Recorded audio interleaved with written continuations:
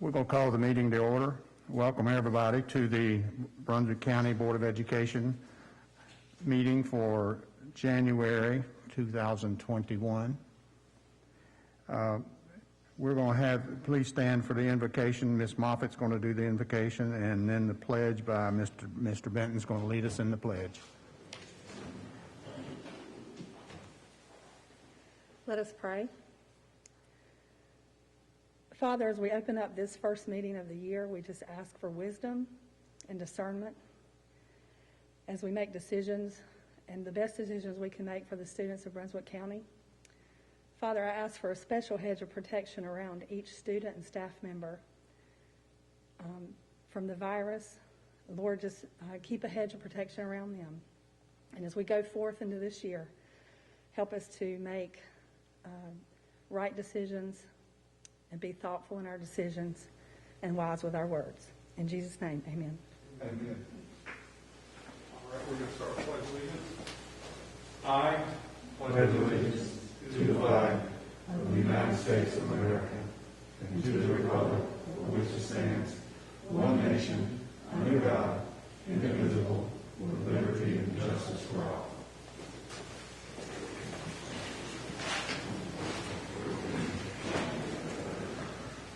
Our first area of business tonight is public address. Is Miss Amy Haynes here? Yes, sir. Yes, ma'am. Yes, come on up.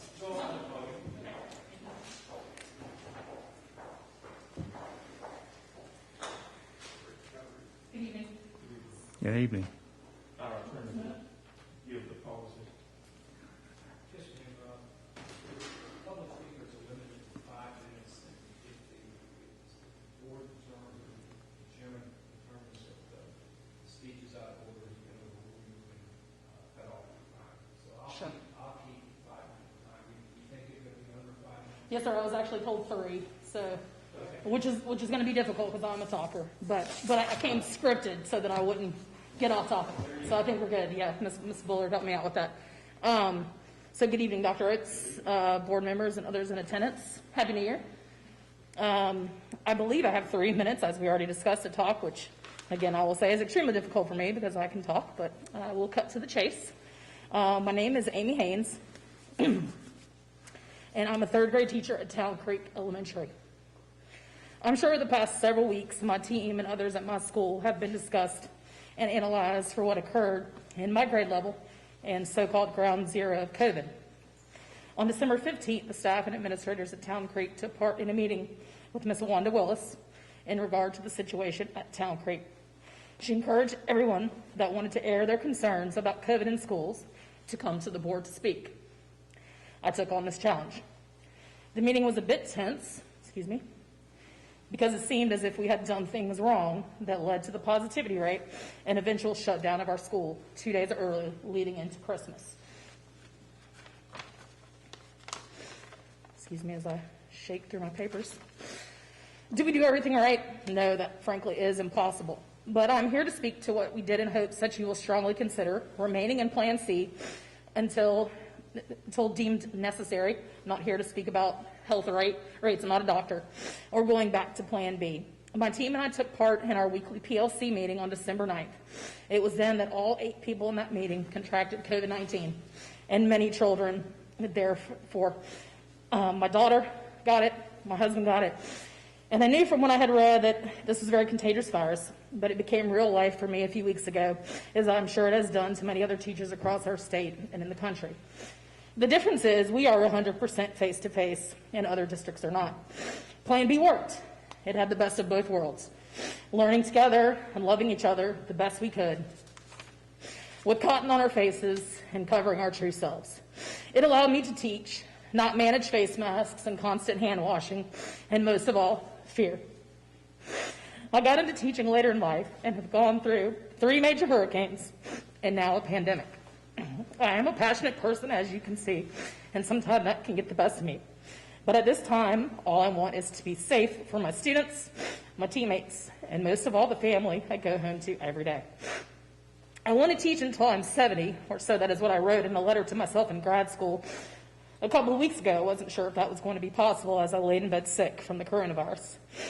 Please put yourself in my shoes and the shoes of so many teachers out there that just want to teach, but teach safely. Thank you very much. Thank you. Thank you.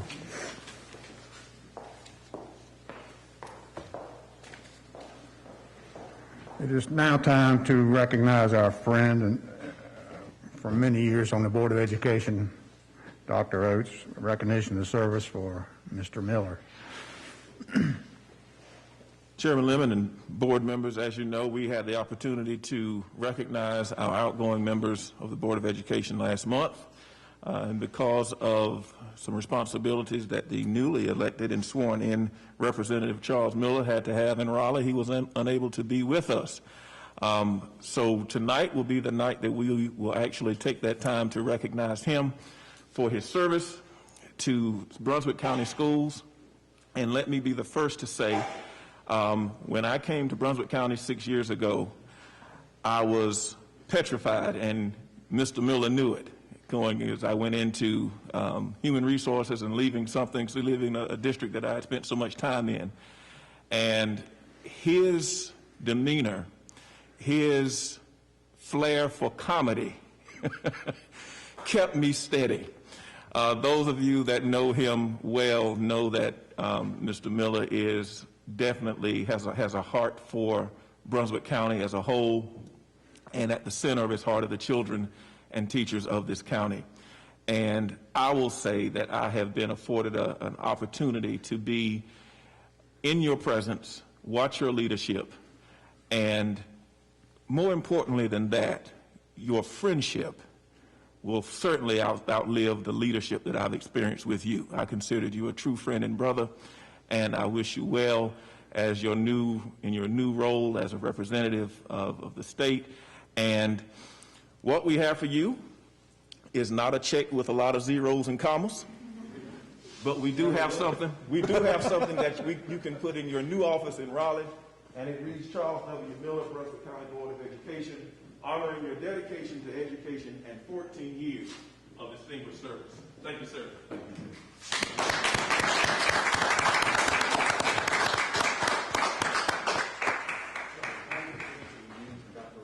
Sure.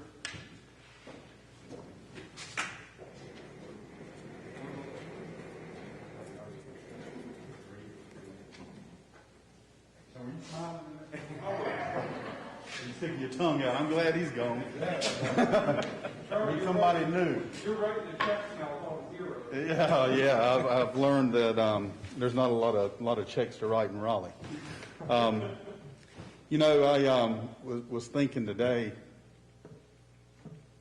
2006 is when I came on the board, and the first meeting was over in the Cooperative Extension Building. Judge Ola Lewis swore me in the first time, and she also swore me in the last time I was sworn in a couple of years ago at South Brunswick High School, so that's very special. But the first meeting, we had to make a decision. I was thrust right into the closed session. We had to decide on buying $1 million worth of property to build a new school. And I thought, Lord have mercy, what have I got into? But, it's funny how you remember the very first meeting and all the details. And, 14 years later, I sat up here for 14 years, and it seems like it was yesterday. But the advice that I have for especially the three new board members is get along. Get along. Well, there's going to be some hard decisions that you're going to have to make. And when you make those decisions, you got to make those decisions for all 12,500 children. Not for this group or that group, but what's best for all of them. And, you'll do that. And, I served with, I think I was trying to count them earlier. There was over 14 years I served with 10 different members. Had 4 superintendents, 5 if you count Les twice. We had him as an interim one time. But, you've got the best staff that you could ask for. I've got to be friends with a lot of them, or all of them. And, this is their job. This is what they do for a living. Let them do it. Let them do their job. They're the educators. And they know what they're doing. Trust their advice. You may not always agree, but sit down and talk to them about it. And listen to them. They have all the knowledge. They've been doing it a long time.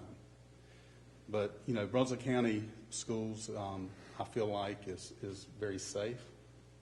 You've got some very hard decisions. When I say safe, I'm talking about security safe.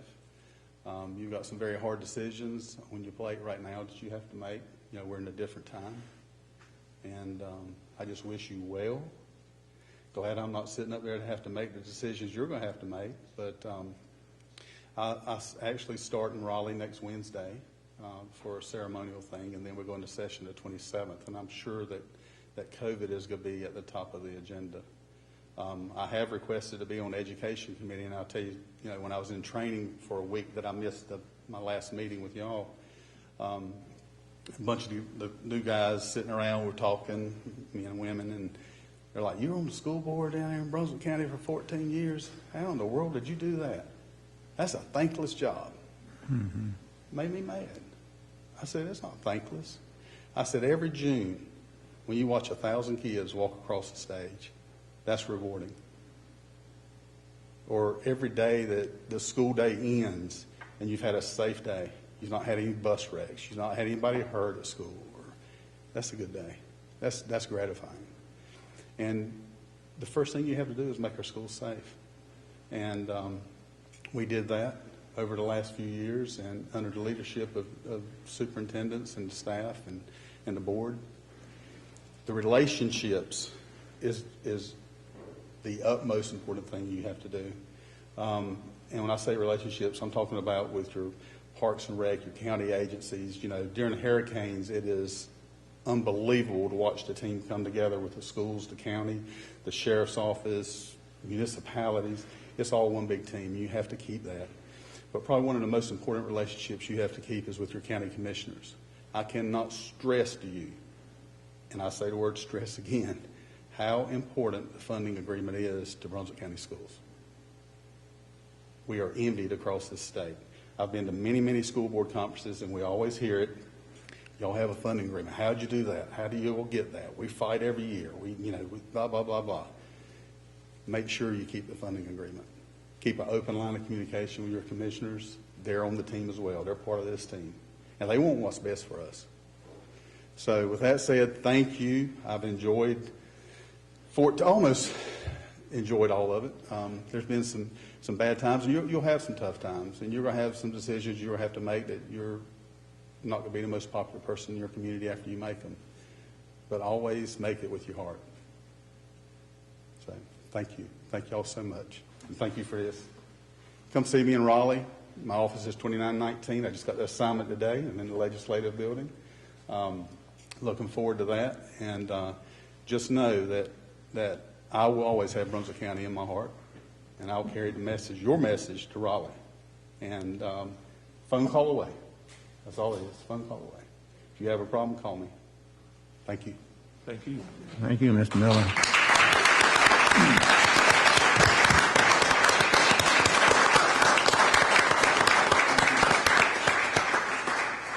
Stay for the rest of the meeting. Today is actually my daughter's birthday, so I'm going to eat some birthday cake. There you go. Thank you. I know you do. All of you. I'm here for you. Thank you. Thank you.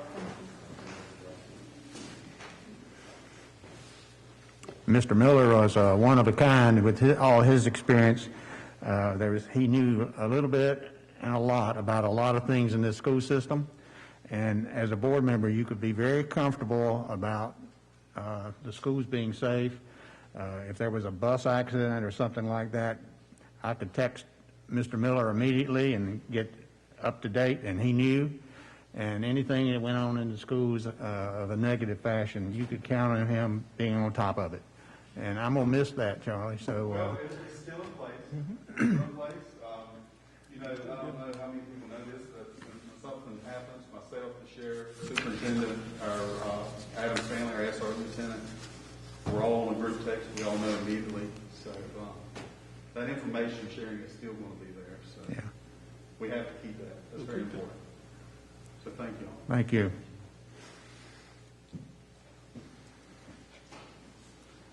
Next on the agenda is presentations, and our first presentation is by our Teacher of the Year, Ms. Bryan. Good evening. And Ms. Haynes, I just want to say a special good evening to you and thank you for being here tonight and for sharing your story and your passion and your voice with us all this evening. Members of the board and Dr. Oates, cabinet members, Happy New Year. Happy New Year. Same to you. We virtually eagerly welcomed our students back to school yesterday, to our online classrooms. And just as we eagerly are hopeful that we get to return to the classroom or for students to be in our classrooms again soon, we are also eagerly awaiting the details of a local vaccination plan for our BCS family. Please let me know if there is anything that TAC can do or any role that TAC can play in facilitating a successful vaccine program for our teachers and staff as soon as Brunswick County enters Phase 1B. Before we get to tonight's Teacher Voice video, I'll remind you that you are all invited to our January Teacher Advisory Council meeting. It's going to be next week, next Thursday at 4 p.m., and I hope that each of you can join us. Be on the lookout for another email from me early next week with more details on how to join our virtual meeting. Where's that meeting? It's going to be held on, it's probably going to be a Google meeting, so Google Hangout. So I will email you all next week with a link and the details of how to join, and I'll just ask that you each probably speak for a couple of minutes, and then you'll have the chance to ask us questions, and hopefully we can ask you guys some questions as well. But I would be we would all be very excited if you're able to attend. And if you're unable to attend but would like to pass along something or send an email to share, that would be great as well. So tonight, the Teacher Voice shines the spotlight on a team of teachers from Charlotte Middle School. It's actually the Phys Ed department at Charlotte Middle School, made up of State Phys Ed Teacher of the Year, Holly Gordon, William Myatt, and Brian Thimble. Together, they have worked within the constraints of COVID-19 to teach their students the foundational skills not only of physical health, but emotional health. This is another great example of the important work of social emotional learning taking place in our schools.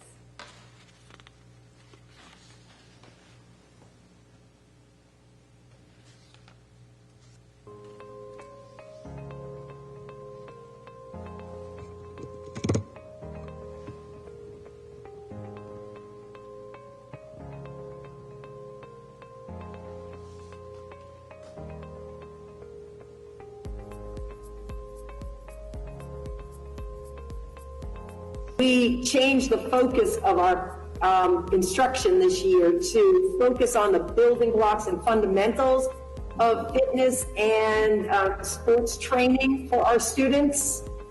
And we also added the component of the social emotional learning to correspond directly to what we were teaching. We're in the middle of a unit program on the skill-related components of fitness, and it has a direct correlation between the 6 components of fitness and the social-emotional aspect of each component. So the students in our school so far have done agility and how agility of the body and also agility of the mind when dealing with negative situations can help you out. This week we're working on balance.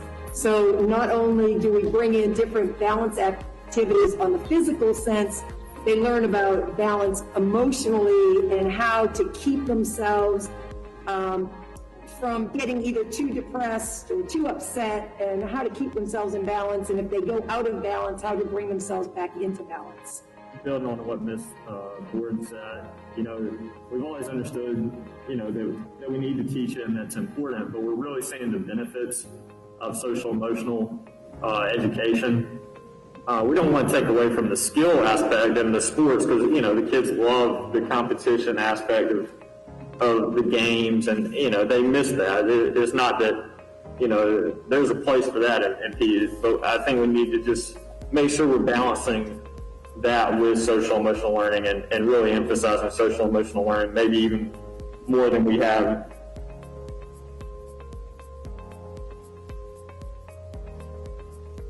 This year, for the physical benefits, but more so for the mental aspect of yoga, the relaxation, focusing on your breathing, being able to relax and control that and try to focus on what you want to focus on.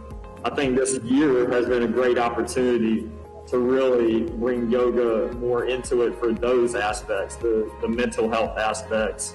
And we probably do yoga. We practice yoga for a class period probably once every 2 weeks at least with the our A-Day, B-Day kids. And we have activities for the virtual kids as well. But we're really trying to bring in those mental health aspects of yoga and trying to make that a part of social emotional learning for our kids.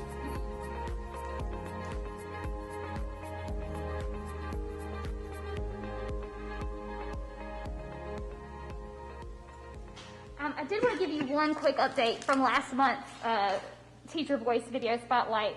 You may remember that over at Union Elementary School, they were doing a December Kindness Challenge. Now, Miss Westfall was going to be collecting those this first week back at school, and since students aren't in the building yet, she doesn't have quite yet an accurate count, but her last count, she had recorded 285 acts of kindness amongst her students, and I know that it was not only taking place at Union Elementary School, but at Southport Elementary, Bolivia Elementary, Belleville Elementary. We heard stories of students doing acts of kindness.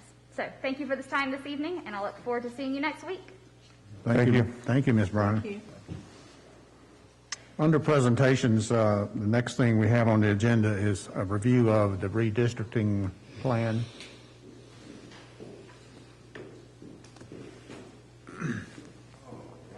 Happy New Year as well, everyone. What we wanted to do was kind of give an update. In early December, we had the public information presentation number 2. This is when our consultants, our redistricting consultants, rolled out the first versions of the draft map options for phase 2 of redistricting. And so we thought, we've got that video, it's online for everybody to watch, but we thought for our viewers as well, we'd review the meat and potatoes of it when they actually, there's about 10 minutes where they're side by side, they're describing exactly what round 1, the draft map options are. And we start with, if you're, for our community who does not know, we do have a page that is designated just for phase 2 redistricting. You can find it on any of these tabs. We'll go to community. They would click there and you see right here, redistricting information phase 2. When you click on that link, this is the home to anything that is involved in phase 2 redistricting. You'll see this main page is current status, and you can scroll down for a long way. We just we post updates as they come in. So that's kind of some real time. There's your upcoming events. The next public information session, for example, February 2nd, and then we go down from there. But for this kind of review, what we wanted to do was show you that presentation, the snippet of the presentation. Folks can go and watch it in its entirety at their own convenience. Here you see, there's links for where we'll post upcoming virtual meetings. This is a big one, general feedback form. The public can go to this form at any time. They give some feedback. Maybe they know something about something on a map that you're about to see. There's a mountain where it says there's a road. Well, that's where they can tell the consultants, hey, you need to go look at that again. Interactive map here, and then here are the presentations. So people would go here if they want to watch something they could not take part in live. Public information meeting number 2, you can either click the video presentation, which we're going to watch, or right under it, you can review the documents that Mr. Cropper uses in the video presentation. So we go to, I believe it was 1940, the magic number, where we're going to pick up and go from there. So let's look at some options here. These are just some side-by-side comparisons of the elementary options A and B.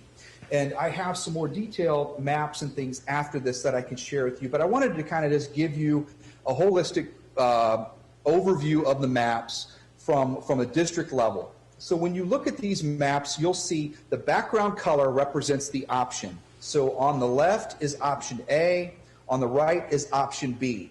The bold black outline represents the current boundary. So this is the Waccamaw zone that comes here and stretches around. And this is the Jessie May Monroe zone that comes up here currently. In option A, you'll notice in option A and in option B, the Jessie May Monroe zone sends some area to Waccamaw. And this is an area that is sent to Waccamaw in both options to help preserve the feeder pattern alignment. Currently, Waccamaw serves as a K-8 school. And there are students that in that Jessie May Monroe area that go to school for K-5, and then they go to Waccamaw for 6 through 8. So it's sort of a break in continuity for some students in that area. What this is doing is this is sending that area from Jessie May Monroe that went to elementary school, it's sending that entire community to Waccamaw for K through 8, so that those kids, when they get done with elementary in this area in the Jessie May Monroe zone, they'll go to Waccamaw, and then they'll continue to Waccamaw with all their peers. And that helps preserve aligned feeder patterns and avoids a very small split of Jessie May Monroe students going to a different middle school where the rest of their 6th through 8th grade peers would go to Shallotte Middle School. And so that's the main driver behind that. So you'll see this is a common move in both options. The Jessie May Monroe sends an area to Waccamaw to align feeder patterns for that area. Another area that I'll have you focus on is down in the southwestern section of Union Elementary. You'll notice in option B, this area moves to Jessie May Monroe out of Union Elementary, only in option B. This is done to help give some utilization relief to Union. Union Elementary is running close to capacity. It's running a little high, up getting into the 90% utilization range, and it's starting to feel some pressures of that. And so this option B is a look to give Union a little bit of that pressure relief, balance it out by sending it to Jessie May Monroe in option B, and really balancing utilization of these two schools. And we did that in option B, left it in option A so that we could still continue to evaluate both of them. And so that's a difference between A and B, this Union area of Union going to Jessie Monroe and B, but not in option A. The third area that you'll see elementary adjustments being considered in these options is between Virginia Williamson and Southport Elementary. You see, this is Middleton Road that stretches up here, and this is the St. James community. It's a large, there are multiple phases of this with St. James community. Currently, this area, the Virginia Williamson zone, stretches over to pick up the St. James community, and they go to Virginia Williamson Elementary School. What this map does in option A is moves all of the area, all of Middleton and east to Southport Elementary School. And this is done to align a feeder pattern from one look to align feeder patterns. So what this does is this area right here currently gets split between Oak Grove Middle and South Brunswick Middle School. And so this would actually, this alignment, moving this to Southport, would align to keep all the Southport students in here. They would go to Southport, and then they would go to South Brunswick Middle School. And I'll show you that here at Cedar Grove Middle School is the area that's in Virginia Williamson. So this map, just focusing on elementary, moves area east of Middleton to Southport Elementary out of Virginia Williamson in the elementary A. In elementary B, you'll see that this area does not move out of Williamson. It stays in Williamson Elementary and does not move to Southport. And those are the only elementary adjustments that we are considering right now for options A and B. There's nothing on the table right now for Supply or Bolivia, Town Creek, or anything in the north. We're really just looking at the schools that I showed you and gave you an overview on.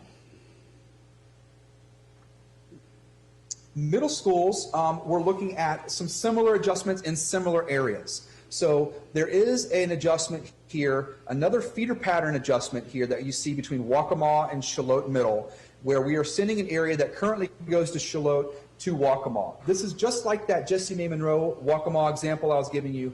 This is an area where a small percentage of kids go to Waccamaw for K-5, but then they go to Shallotte for 6 through 8. This aligns that feeder pattern so that all of Waccamaw zone is a K-8 zone, and every student inside there goes to Waccamaw from K through 8, and there is no small split of students going to a different school. You'll see that that exists in both option A and option B. The other adjustment that I was talking about, I was referring to earlier, was the adjustment between South Brunswick and Cedar Grove. In option A, remember we moved Virginia Williamson into Southport, the St. James area. We didn't make any adjustments to middle schools in option A in this area, but what that does is the elementary adjustment provides 100% feeder of Southport into South Brunswick and Virginia Williamson into Cedar Grove. Not a small split of Virginia Williamson going to South Brunswick Middle. In option B, we didn't move Virginia Williamson into Southport, but instead we're looking at, instead of leaving Virginia Williamson as it is, but move the Cedar Grove Middle School line to pick up St. James. And so this is a different look that impacts the St. James community at the middle school level, but not at the elementary level. So this area is moved to Cedar Grove in option B and not in option A. And that's it for middle schools as the extent of what we are evaluating for middle schools as it sits right now in options A and B. High schools are we're taking a couple of looks about high school, and I want to talk about high school a little bit. So we have looked at options for both those A and B options. There's one thing that we know that we need to do, and that's to move a little section here that was moved in phase 1 from North Brunswick into South Brunswick High School. It was a little section on the southern end that was moved into South Brunswick Middle, and we're moving it into South Brunswick to make sure that we clean up a very small feeder pattern. That was something that we had communicated that we were pretty sure we were going to do. But there's another thing that's happening with high schools that we wanted to be mindful of. But we don't think that we necessarily need to make this move yet. And this is what we're calling high school option AB-1.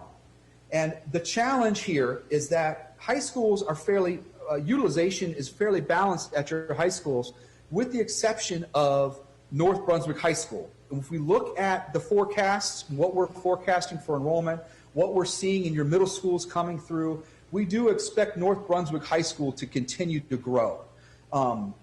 Currently, it's not that bad. It's sitting right around 1,200 students. But when it starts to get up to 1,400, over 1,400, it starts to become overcrowded. And then, so we're expecting North Brunswick High School to grow, and South Brunswick is expected to steadily decline enrollment. So what we're thinking of is doing a contingency plan that basically pulls some area out of North Brunswick High School into South Brunswick High School. And we're thinking that this would be done if and when North Brunswick High School's enrollment reaches 1,400. So this change, this AB1 change, would be triggered when the North Brunswick High School enrollment reaches 1,400. We expect that to occur sometime around 2023, 2024. That's what the forecast suggests. But you will continue to evaluate and monitor. I know that COVID certainly has an impact on enrollment, and we're continuing to study how that's going to impact in the long term. But we still do anticipate this being a need in the short term, out a couple of years. But we don't think it's necessary right now. So what we're suggesting and what we're evaluating right now, not necessarily suggesting, is make the adjustment for high school for feeder patterns for either option, but consider this adjustment if and when North Brunswick High School reaches 1,400 students, and that's sort of a contingency plan that we're building in this process so that we can be prepared if and when North Brunswick High School needs capacity relief. And this is the Mallory Creek development. Most of this area that is being picked up here is an area that's currently in Belleville, and it's going to Leland and the North Brunswick High School. It's mostly the Mallory Creek community in there that I am referring to that has the majority of students, about 100 students in here that we're looking at, that we can give some capacity relief to North Brunswick High School if we get to that enrollment threshold that we've identified.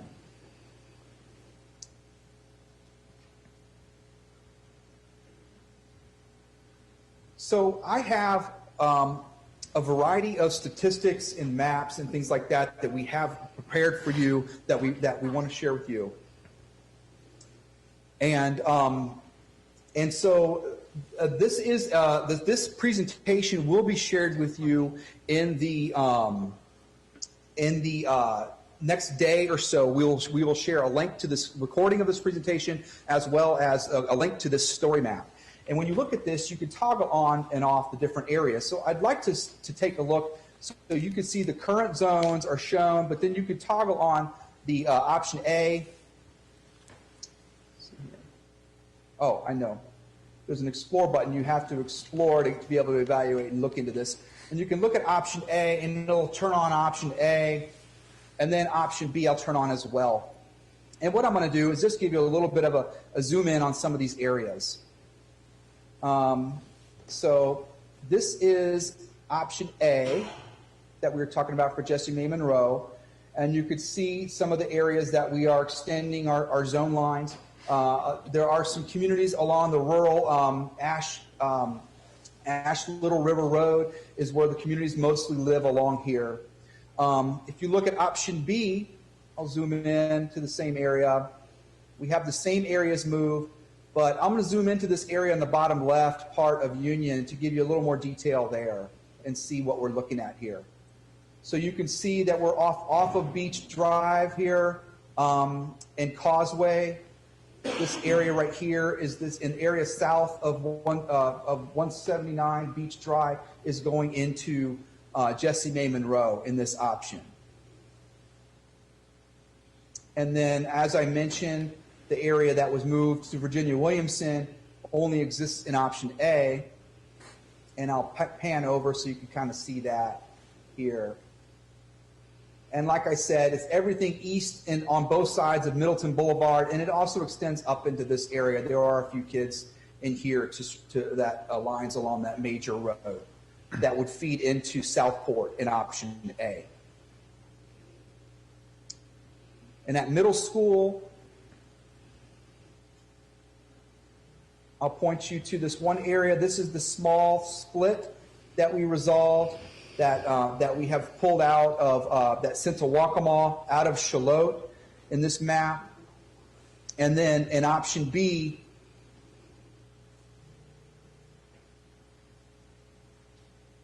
turn on middle school. We did that same area out of Charlotte Middle, but this option is where we're looking at the area east of Middleton going into Cedar Grove out of South Brunswick Middle School. For option. And then the high school, as I said, high school is really both the same for A and B, but we are pulling this area out of North Brunswick into South Brunswick, really just a couple of streets here off of River Road that are going into South Brunswick High School. And then looking at the AB option, this is one, and you'll see here, we have it written here, it's a contingency when North Brunswick reaches 1,400 students. This is what we are considering. And this is the extent of the communities that we're looking at considering to go from North Brunswick to South Brunswick High School.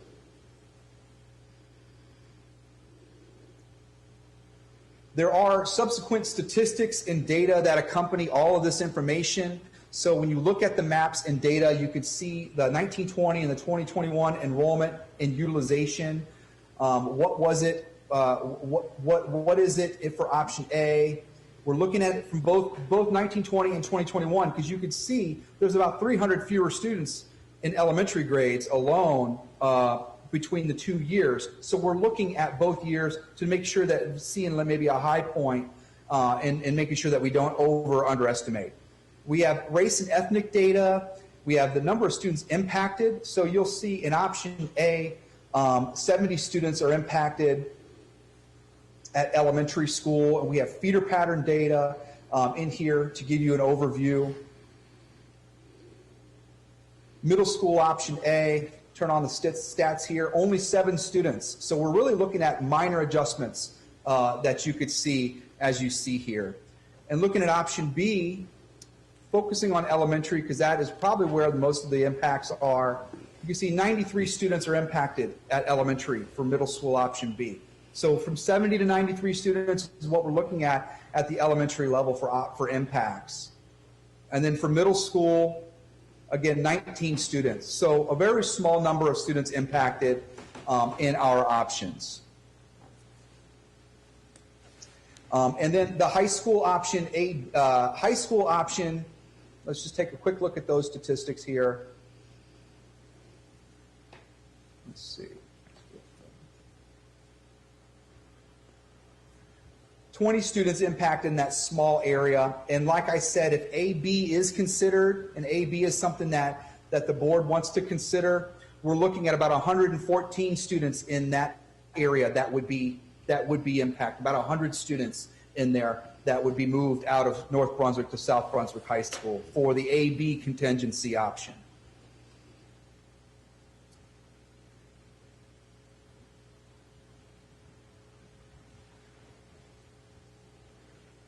So, like I said, we have a survey that has been developed for this process, and I'm going to show you that here in just a second. You can access all this information on Brunswick County Public Schools webpage. While he's mentioning that, because he goes into to explain, because this, again, was December 2nd. So next up, while we're looking at his chart, you see February 2nd will be the next public information session. That's number 3. Where Matthew Cropper will present any tweaks, any changes to the drafts. There'll also be a chance for the public to give some more feedback, and as well as interact with him on the spot. That'll be in a virtual format. The survey he was talking about, those results they've been looking at, consultants have been looking at them already. They are available for anybody to view as well. But you know, in the end, I know that's a lot of information that he's going through there. That's why we put everything here. So if anybody wants to go through it at their own time, it's right there in front of them, and they can play with the interactive map. They can read.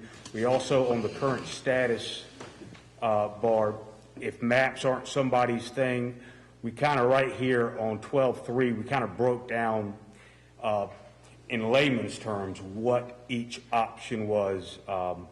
And this is via the consultants as well. They kind of put it in a Word form instead of that interactive map form. And that is it.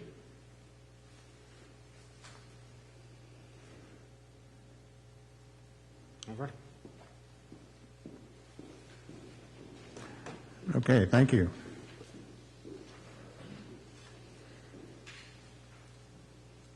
Any comments about redistricting?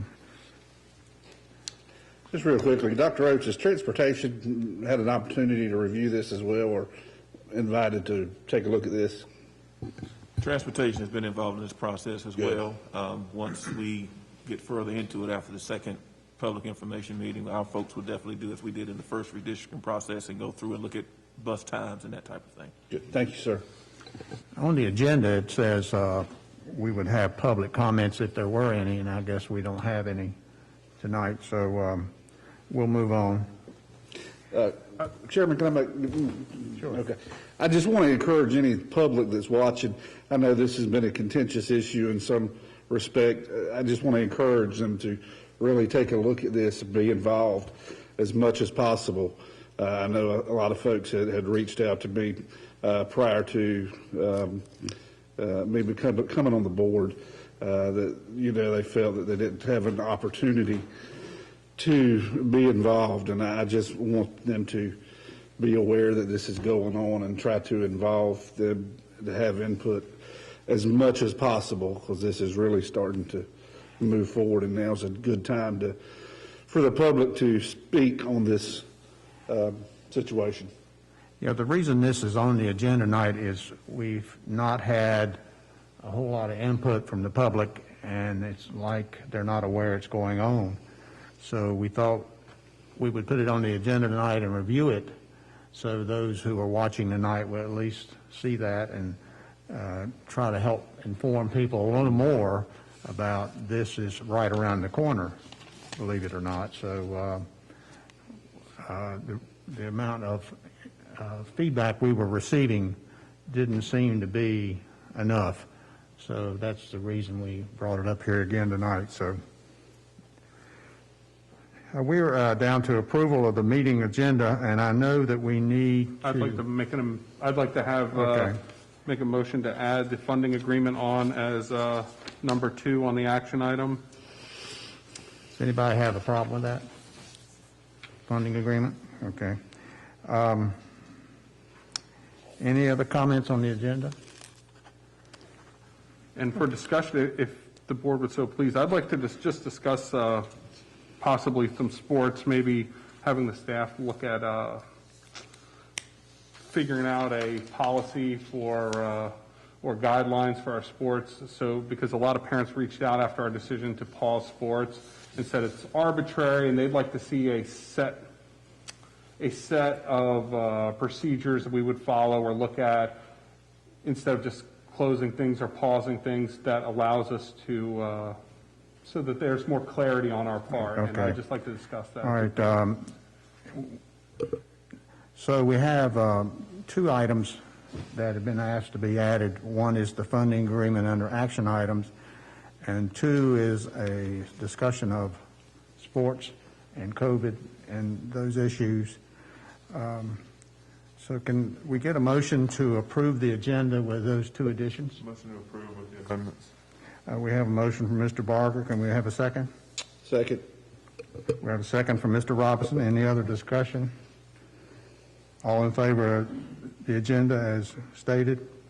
Say aye. So the agenda is approved. Next on the agenda is approval of the minutes for December 1, December 15, Finance, HR Committee meetings, December 15 Operations Committee meeting, and December 15 Curriculum Policy meeting. So moved. Mr. Barger makes a motion. We approve the minutes. Do we have a second? Second. Ms. Moffitt seconds. Any discussion about minutes? Any corrections? If not, have a motion. Can we ask everybody in favor of the approval of the minutes, say aye. Aye. Anyone disapprove? That approval of the minutes passes. Consent for approval items. The budget amendments as presented at the committee meetings. The budget calendar that we were presented. The MOU for the North Carolina School Health Training Center. Can we get a motion to approve those? Motion. Second. Mr. Robinson makes a motion to approve. Mr. Barger seconds. Any discussion about that? All in favor say aye.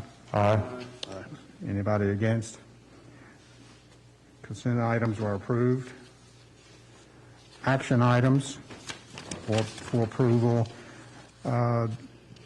Budget amendment, which is the baseball field renovation at South. Yes. During the December 15th committee meeting, the board had a lengthy conversation about the improvements that were needed to the South Brunswick High School baseball field. So today what we bring is a fund balance appropriation for $350,000 from local fund balance to be placed into capital, transferred into capital, and budgeted for that project. Once approved by the board, it will be forwarded to the county commissioners because all transfers into capital outlay are approved by the commissioners. Thank you. And that would be local number 4 and capital number 8. All right. Mr. Barger makes a motion. We approve. Do we have a second? Second. Mr. Robinson seconds. Any discussion about any further discussion? All in favor say aye. Aye. All opposed? So that is approved for the budget amendment for the South Brunswick baseball field renovations. The funding agreement, you want to speak to that, Dr. Oates? Yes, sir. As you know, this is the final year of the current funding agreement with our county commissioners, and as Mr. Miller alluded to earlier, it is a very important agreement that we take pride in having. This agreement has been in place since 1995, and it has seen us through recessions. It has seen us through being able to incentivize our employees, and also seen us be able to avoid layoffs during the recession of 2008. So it's being able to have that relationship with our county commissioners and this funding agreement in place that makes work easy for us. It keeps folks employed. It gives us some less stressful days, so to speak, and also makes us, in many respects, the envy of many other school districts in this state. And with that being said, we are looking to have the board's approval of renewing this contract, this agreement with our county commissioners. And once it meets with your approval, it too will go to the county commissioners for their meeting on January 19th. Thank you, Dr. Oates.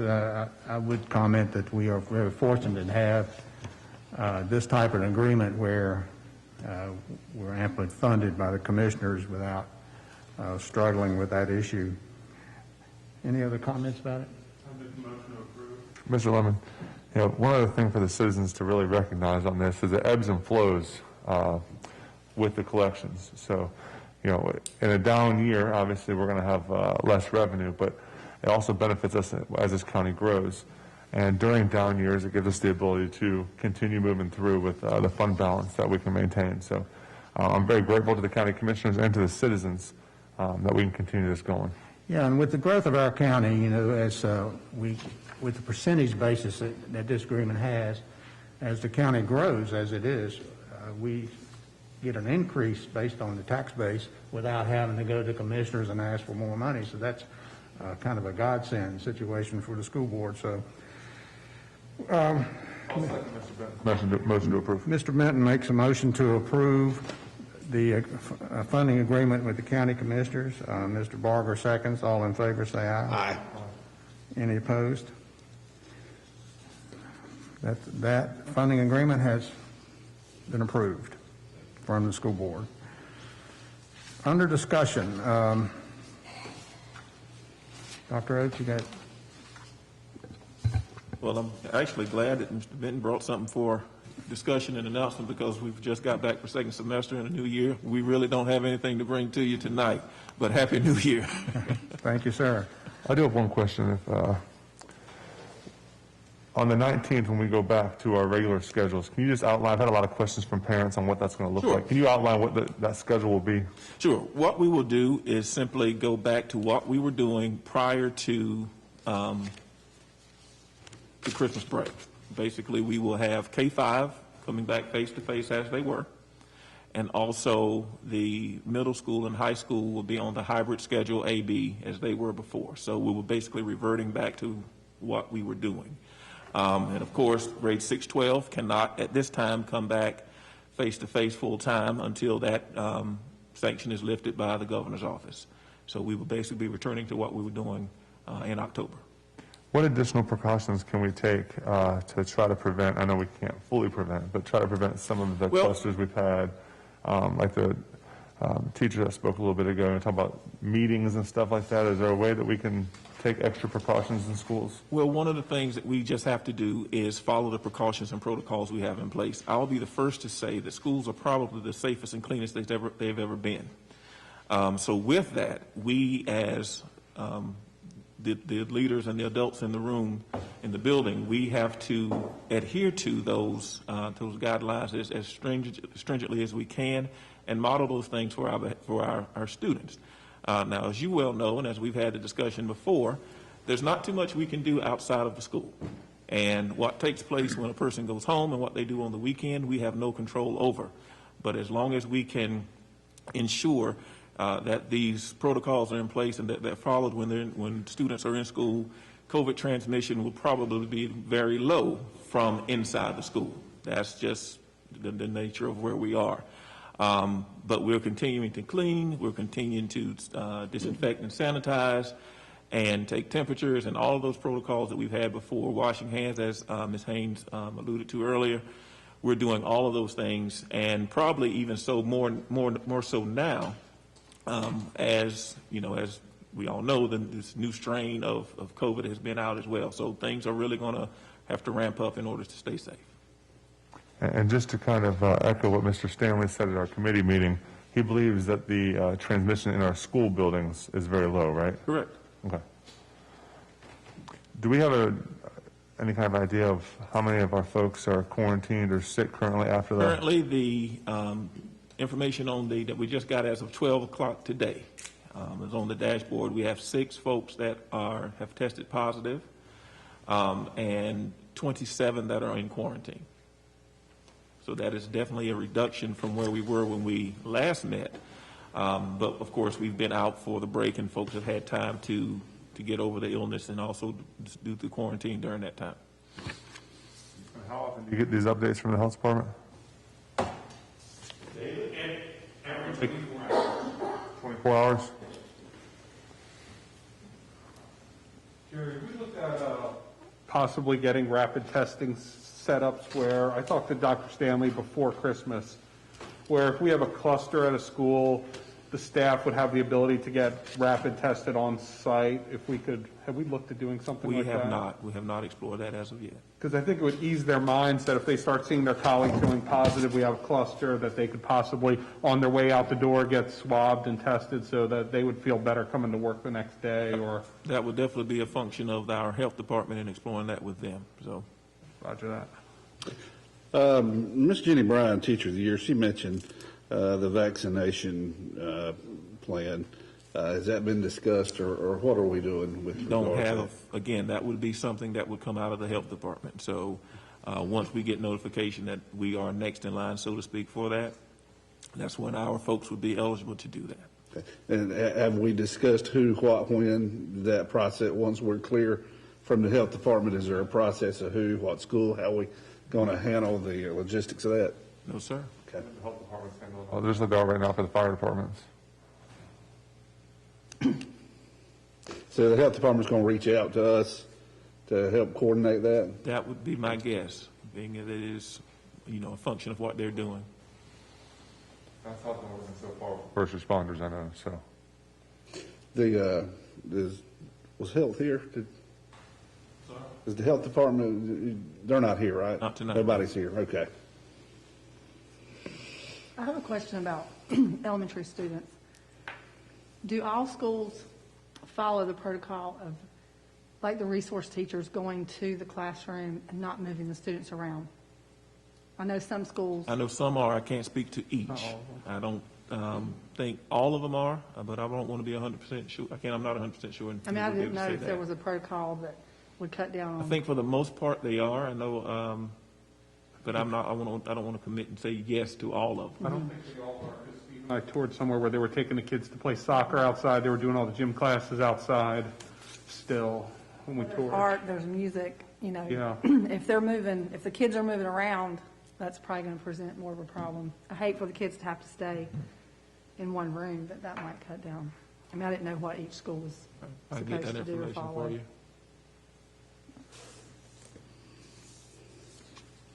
Mr. Benton, you want to say any more about the sports thing? So after we made our decision last time, I was contacted by a ton of parents, and they felt that they feel it's arbitrary on when sports get shut down, quarantined, how we're running things. And I just wanted to see if we could how we felt about directing staff to develop guidelines with their ADs and set them out right, where it says if a team's had a cluster, then that team no longer plays, or that season for them ends. Or if we can find some sort of guideline and have it set up so the students know, the teachers know, the parents know, this is, at this point, the sport will end. And rather than, it seems to be like we're running backwards, is quarantine, and then, it bumps up to us that we have to do something because we're starting to see numbers in the district climb. We have to close schools because we're short staff, or we have a bunch of students out, and I feel like we need to have more transparency with the athletes. And I was just wondering how we all felt about trying to direct staff to look at doing something like that, where we could, where it was set kind of outright and very transparent to them. I didn't know how everybody felt. I want to start with, I want to continue athletics. I don't think anybody on this board wants to stop athletics. I don't think anybody wanted to pause them the way we had to either. If we could have a guideline that is fluid, I don't think that we can make a rule for every situation. I understand that there was some issues where folks thought it wasn't transparent, or how did we come to that conclusion? And I'd be willing to work with that, but I don't want to get to a real rigid document that ties our hands for a situation that we can't undo. Does that make sense? Yeah.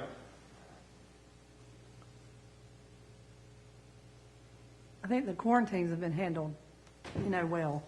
And when they're out of quarantine, they can go back to play. I don't want to just not allow them to How many continue to play. quarantines do you do? I mean, when we start quarantining sports teams, it's taken out collateral students as well in them. And how many of those do we take out? I mean, and I don't want to stop them from doing sports. I'm fine with us doing sports because it seems for the most part, most sports are being handled correctly. Everybody's wearing a mask, keeping their distance, and we've not had transmissions among the teams that we know of. And I think that's what my question is at what point do we, if we start getting clusters in a sports team, do we allow that sport to continue at that school where there's probably either a breakdown of the barriers or something else happening and that's when that starts affecting the academics and the non-sports players and our staff. That's where I'm starting to get concerned because, before Christmas we had 120 staff members out in a single day. We can't have that happening, and we can't have something that's extracurricular affecting our ability to keep the kids in the classroom. So, I just want to make sure we're clear on how, if we have, it doesn't matter if there's a cluster on a team, we can then they'll suspend it for 2 weeks or whatever, the sports and all the practices for 2 weeks. If that's what they want to do, I'm not saying we should decide that. I think our staff should work with the health department to figure out some kind of guidelines for the ADs and the coaches, because it then puts it on the staff, the students and the parents to say, hey, look, if you're sick and you go to a practice and get everybody else sick, your sports season may end if half the team ends up positive. It's just, I feel like because it's arbitrary now, if we start having COVIDs and starts being able to affecting our, let's say, a math department at a high school, that takes our whole team, our ability to teach and do what we're here for is gone, and then we're going to have to go in and stop sports again or pause it. I don't think that's right either. So I guess I just want to be clear. I want to have clear guidelines instead of this kind of like reactionary having to swat at it. I just want to be fair to everybody involved. We closed 2 schools because of clusters prior to Christmas break. Right. Now, we have Christmas break coming up, which was a deadline for us, essentially. How long would that closure for a cluster have lasted if we didn't have Christmas break? You may not know the answer, but I'm wondering that now. I don't know. I can't tell you how long that would have lasted based on, I would have to follow the guidance of the health department to determine that. We were just in a situation, as you said, as we were going out on break and having the break to be the natural quarantine for both of those places. But to just add to what Mr. Benton was saying, I think one of the issues, there's several with doing that. As you said, you can't have a rigid policy that's going to handle everything because each one of these cases are different. The mode of transmission may be different. You have students who are actually coming to school in a hybrid situation in middle school and high school. Then you have those who are 100% remote, who are at home and may or may not be following any protocols. While I don't think any student intentionally comes to school to infect their teammates, these things happen. But then to turn around and penalize, the way I see it, you're going to penalize these kids for contracting COVID when it wasn't intentional. We don't know where these things came from, and as you said, we're swatting at it. That's why we have to handle each situation that takes place for an athletic team kind of on an individual basis. No one wants to shut down sports. It seems to me between at each school, between the athletic director and the principal and the coach, they should be able to make that decision about canceling a game or whatever is necessary. It's just that we as a board don't see that in writing as to how that will occur. And I think that's what Mr. Bennett is saying. Kind of what I'm asking. So maybe it's something that if we need to have something in hand, that Mr. Cheers, he may have something already, I don't know, but When I see Topsail just canceled some ball games, I don't know what they based that on. And I think that's what Mr. Benton is asking. UNCW did the same, they postponed games because of. Was that one player and Player. everybody else is quarantined because of that, and that took the whole team out? I don't know, but. And I think that's the biggest piece we need to look at. If we have students that have contracted COVID or we know we have some folks who had to quarantine. If you have to quarantine for a certain amount of days, and that's during the time that a game would be played, you have to cancel it or postpone the game until the folks are out of quarantine. Right. I get it. We need to do that. Now, if you're asking to have that in some type of written document, I don't see any issue with that taking place. But if you're going to try to say, because this team has quarantined 3 times, we now need to shut down this athletic event or this team, there's going to be some problems with that. So I don't have any problem working to try to find a simple way to, simply just More put it in writing. transparency, I guess, because I know that my emails blew up, and it was, why did you guys come to the pause decision? What decisions were made? Why were middle school track meets canceled? Those were the questions I have, and then we have to call and say, hey, well, the principal made this decision because the whole team or most of the team was on quarantine, and so I guess it just needs to be more transparent the way that that's done and for what reason. Well, of course, the principals recommended that middle school situation, so you probably should have referred them back to the principal so he could explain it. Exactly. So. Well, to speak to individual, what he was saying, an individual basis, I have 2 children who play sports in high school, and the health department works very closely with the parents once a child on the team tests positive. So you're getting a phone call every day, and they lay out in the very beginning of the first day how many days you're quarantined because they know the contact tracing and which one tested positive and whatnot. So you base it on, like he said, an individual situation each time because it's always different. In our situation, only 1 tested positive, but I know at other schools, 2 or 3 more will test positive, and it may extend it or not extend it. It just depends on if you practiced on Friday or if your last practice was on Thursday and you had Friday off. It's all dependent upon what day the kid tests positive and other things. And I think that's how we have to operate. But I don't want to penalize any team for testing positive more than 1 time. I mean, you're already in quarantine, and the ADs are trying to reschedule the games as they are. So we played, for example, on a Saturday.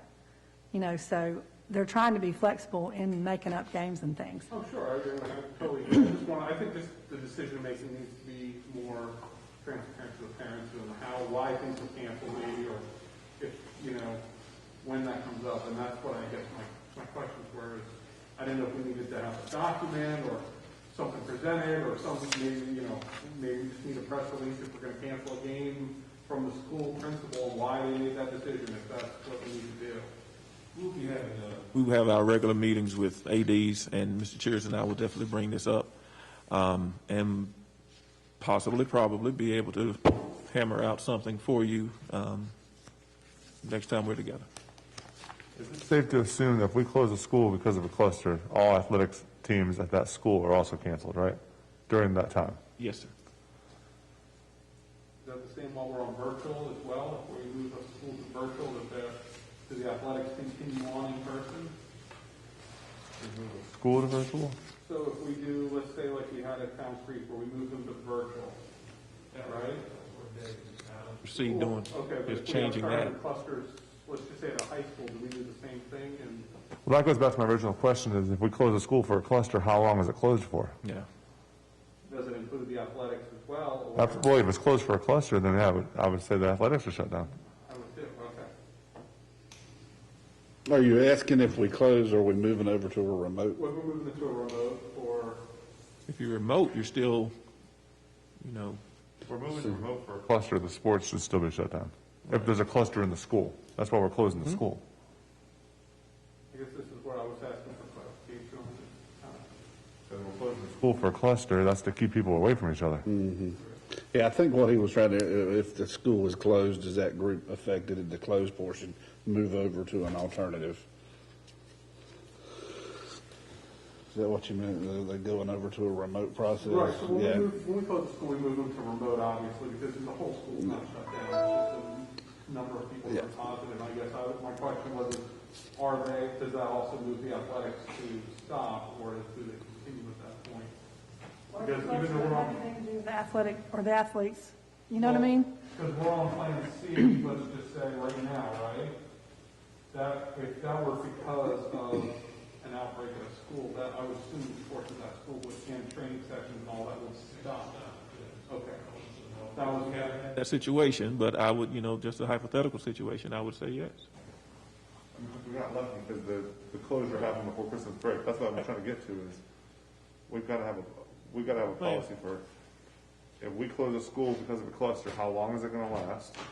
And me personally, all activities at that school have to stop. Because if there's a cluster in a specific grade on elementary school, we're closing the whole school, not just that grade. Right? The guidance that we received when we had the cluster at Town Creek, if I can remember correctly, I do believe it was at the third grade, just that grade level. And we set the precedent by shutting the whole school down. And that because of that, we just didn't have enough staff at the time to be able to provide instruction. right, if they follow Bladen's guidelines, if they have two sets of clusters of multiple grades, generally, they get the whole school, which is what happened in Bladen, the whole school would go down. Well, the whole school goes down. I think all activities at school go down. But what if it doesn't affect, like, he did Path of Least Resistance with Town Creek. It was third grade to begin with, and then it became a staffing issue. If it doesn't affect athletes, I don't know. I don't think it's fair to just make everybody fall. Well, he said if there's two clusters in one school, we have to shut the school down anyway. That's what they've done in Bladen and in other counties, but we haven't had one here in our county. Each health department can do what they want. Well, I'm just saying Bladen has had that. But they've also closed down the whole school based off one cluster and one grade as well in Bladen. But I don't think he can answer your question the way you want him to, because. Well, not tonight. I think we need to come to some sort of consensus on what that would be. Yeah. And let me ask you this, just going outside a little further here. Lots of questions are coming up, and I know there's not answers to all these questions. We're still heading and going in uncharted territory. But are you and Human Resources or I know you're working closely with the Health Department, but is there a core group or Health and Safety Committee or group that's helping make decisions as issues come up that can rectify some of the issues we're talking about? Our student support team, yes, sir. The student support department, when these issues Okay. arise, we, with Mr. Foster out of HR, Good. myself, Ms. Quinlan, Ms. Wanda Willis from the nurses standpoint, even the COVID nurse and representatives from the health department. Yeah, and that's a good point you make. So we do have a COVID nurse in place. We're working in conjunction with the health department, the regular school nurse.